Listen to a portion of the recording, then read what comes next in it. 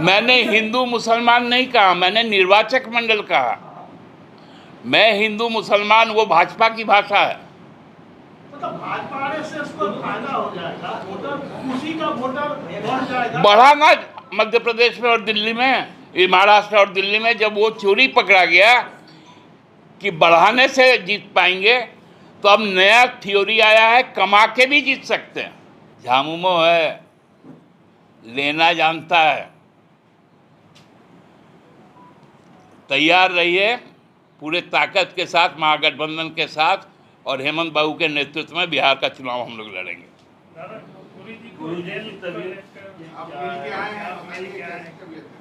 देखिए, तबीयत स्थिर है और अब हम लोग बहुत जल्द प्रार्थना करते हैं कि उनका स्वास्थ्य लाभ हो। इतना ही बता पाएंगे क्योंकि गहन चिकित्सा के अधीन वो सर गंगाराम में है।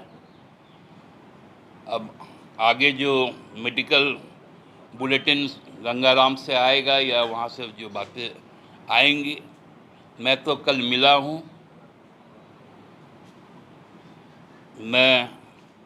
वो उस समय सो रहे थे और फिर उनके चरण स्पर्श करके फिर आया हूँ। तो गुरुजी, हमको लगता है कि स्वास्थ्य लाभ बहुत तेजी से करे, यही सब हम प्रार्थना करते हैं।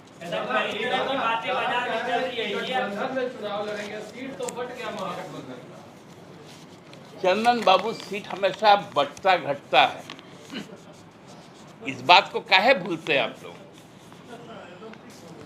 सीट बढ़ता, एफर्ट, बिना एफर्ट का बात कर रहे हैं हम, जिम्मेवारी के साथ आप लोग के सामने बात कर रहे हैं, तो बिना जानकारी है, बिना एफर्ट का थोड़ी बात कर रहे हैं। आरंभिक संदेश तो यही दे रहा है। आरंभिक से नहीं होता, जिसका अंत भला वही सब भला।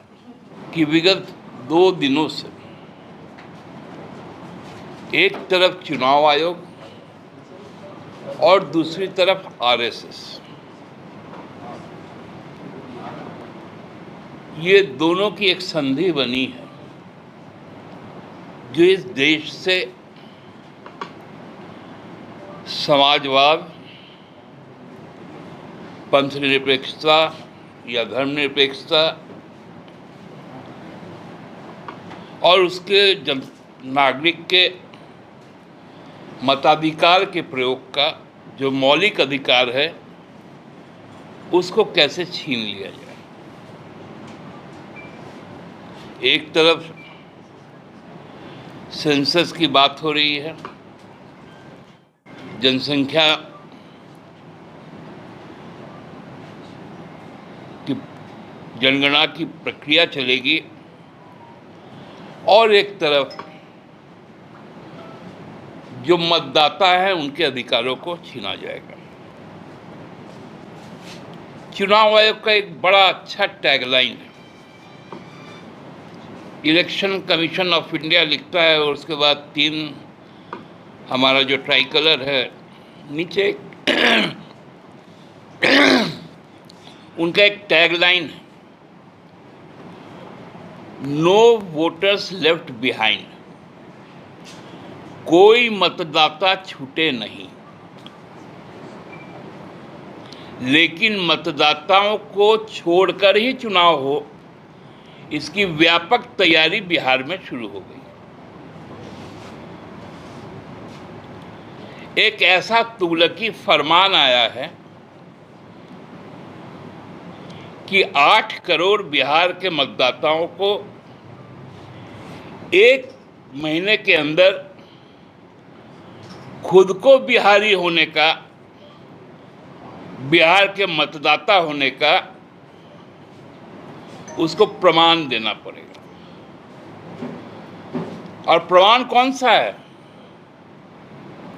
जो भारत सरकार कहती कि जो यूआईडी है, यूनिक आइडेंटिफिकेशन जो है, जिसको हम लोग आधार कहते हैं, वो मान्य नहीं। दूसरा, जो आपका एपिक नंबर है, जो मतदाता सूची में आपका जो नाम है उसका जो एपिक नंबर होता है, वो भी यूनिक नंबर है जो एक दूसरे से मेल नहीं खाता है,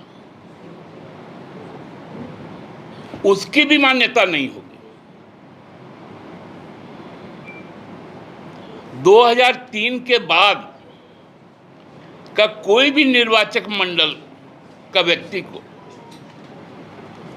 अब यह साबित करना पड़ेगा कि उसका नाम 2003 में दर्ज था, यदि था तो ठीक है, और निर्वाचक मंडल का लिस्ट उसको देना पड़ेगा। आप लोग भी वोट डालते होंगे, मैं भी वोट डालता हूं। हम लोग के पास एक पर्ची आता है, या बूथ में जाकर राजनीतिक दल के कार्यकर्ताओं से एक पर्ची लेते हैं। वहाँ जो पीठासीन पदाधिकारी है उसके पास जाके उसको दिखाने से वो नंबर खोजकर, नाम खोजकर उसमें टिक मारता है और फिर आपके उंगली में स्याही लगाने के बाद आपको मतदान करने देता है। यही प्रक्रिया है ना।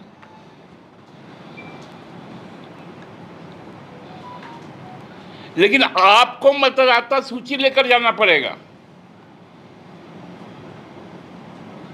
आपके माँ पिताजी का जन्म इस राज्य में हुआ है कि नहीं वो बताना पड़ेगा।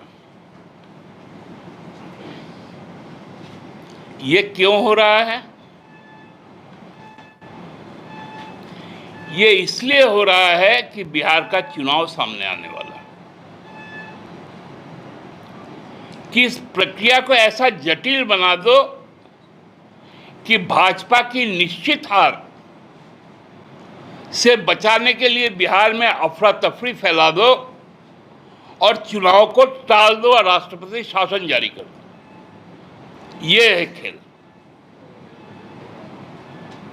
दूसरा खेल कौन खेल रहे हैं?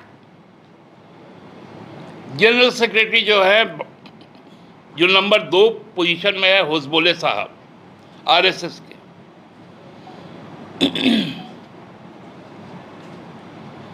उन्होंने कहा कि भाई इसमें समाजवाद को हटा दीजिए। ये शब्द सही नहीं है। पंथ निरपेक्षता को हटा दीजिए, ये शब्द सही नहीं है, क्योंकि ये 1976 में डाले गए, 42वें संशोधन में। पहले तो होसबोले साहब को हम लोग पूछना चाहते हैं कि आप लोग भारत के संविधान को मानते हैं या नहीं मानते?